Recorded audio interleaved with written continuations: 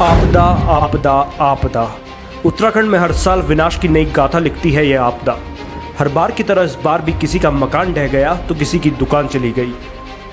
असली पीड़ा तो उन बच्चों की है जो आपदा में अपने माँ बाप खो देते हैं। उत्तराखंड का चाहे कोई भी हिस्सा क्यों ना हो, वो इस आपदा नामक बीमारी से नहीं बच पाया है। ऐसे में एक वाजिब सवाल जहन में आता है, आखिर यहाँ की सरकारों ने आपदा से लड़ने के लिए क्या किया?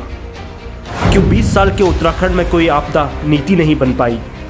अभी नैनीताल में आई ताज़ा आपदा की बात भी करें तो धामी सरकार को इसकी चेतावनी कई दिनों पहले से मिल गई थी, तो फिर भी धामी की धीमी सरकार ने आपदा को लेकर कोई प्लान क्यों नहीं बनाया? शायद पुष्कर सिंह धामी इन लोगों के दर्द को समझते तो कोई जवाब दे पाते। तटबंध अगर समय से बन गए होते तो ये स्थिति नहीं होती। इसके लिए सीधे सीधे शासन प्रशासन पूरी तरह जिम्मेदार है। हम इसके लिए पूरी इनकी निंदा करते हैं कि बिंदु खत्ता को उजाड़ने का शासन प्रशासन मिली जुली भगत है। इनके शासन प्रशासन के इशारे पर आज बिंदु खत्ता बह रहा है। जब भी गए हर एक विधायक के पास हाथ जोड़े हमने। हमारा पहले रूप गौला का है, हमें गौला से बचाइए। सही बात है। इतना हमारा नहीं करते हुए भी जब भी जाते थे, नहीं तो कोई हमें उनके जितनी बार मैं वहाँ गई उसने यही कहा कि नहीं हमसे नहीं हो पाता है। अब जाए भी कहाँ को जाए हम, हमारे पास तो कुछ भी नहीं बचा है, ना कहीं पहाड़ों में बचा है ना यहाँ बचा है। हम कहाँ रहे बताओ?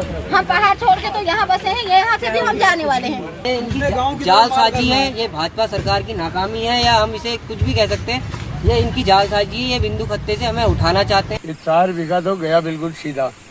ऊपर का धान भी पानी में बह बह के जा रहा है अभी नाले में। कोई कुछ नहीं, कोई पूछ भी नहीं रहा, कोई आता नहीं आता है भी भरोसा नहीं है, और कोई मेरे को पता भी नहीं है कोई आएगा या नहीं आएगा।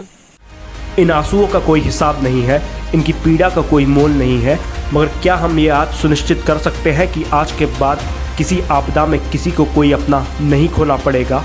क्या हम ऐसी कोई नीति बनाने का दावा कर सकते हैं जिससे किसी का कोई मकान नहीं ढहेगा?